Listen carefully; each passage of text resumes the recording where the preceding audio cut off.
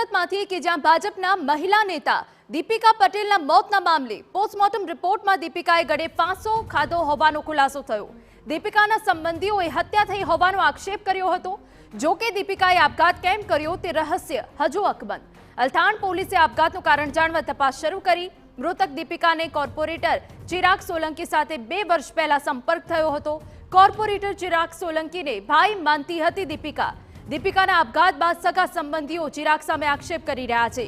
દીપિકાના પતિ દ્વારા ચિરાગ સામે નથી કરાયા કોઈ આક્ષેપો।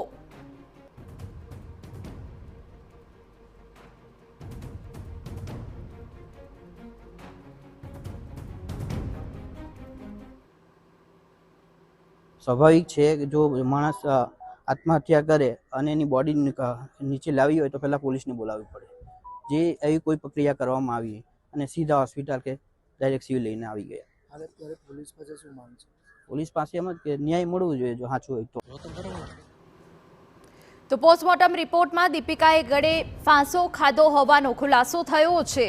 પરિવારજનો આક્ષેપ કરી રહ્યા છે। દીપિકાના સંબંધીઓએ હત્યા થઈ હોવાના આક્ષેપ કર્યા હતા।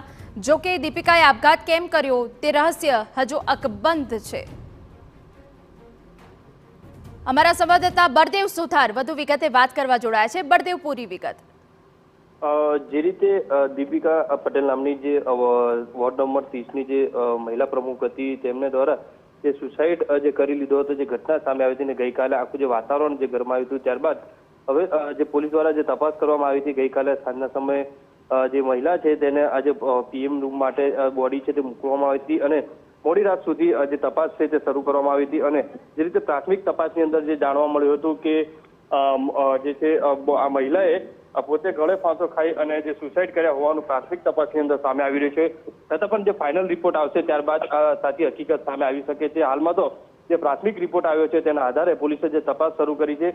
પણ બીજી બાજુ જે રીતે તેના નજીકના જે પરિવાર દ્વારા જે ગઈકાલે જે આક્ષેપ કર્યો હતો તેને લઈને પણ અનેક સવાલો ઉભા થઈ રહ્યા છે। કારણ કે જે ભાજપના જે કોર્પોરેટર ચિરાગ સોલંકી છે તે સીસીટીવીમાં દેખાઈ રહ્યા છે, પોતાના પતિ છે તે સીસીટીવીમાં દેખાઈ રહ્યા છે, ઘરની અંદર ભાગતા નજરે પડી રહ્યા છે।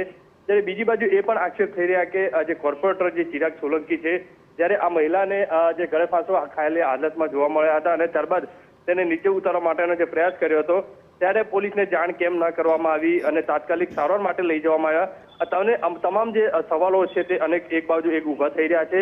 તમામ અલગ અલગ પાસાઓના આધારે હાલમાં તો પોલીસ દ્વારા જે તપાસ શરૂ કરી છે, તપાસની અંતે કઈ રીતની વિગત સામે આવે છે તે જોવું રહ્યું। બિલકુલ, આભાર બળદેવ। તો પોસ્ટમોર્ટમ રિપોર્ટમાં એ સાબિત થયું છે કે આપઘાત કર્યો છે, પરંતુ કયા કારણોસર આપઘાત કર્યો છે તેની તપાસ પોલીસ કરી રહી છે।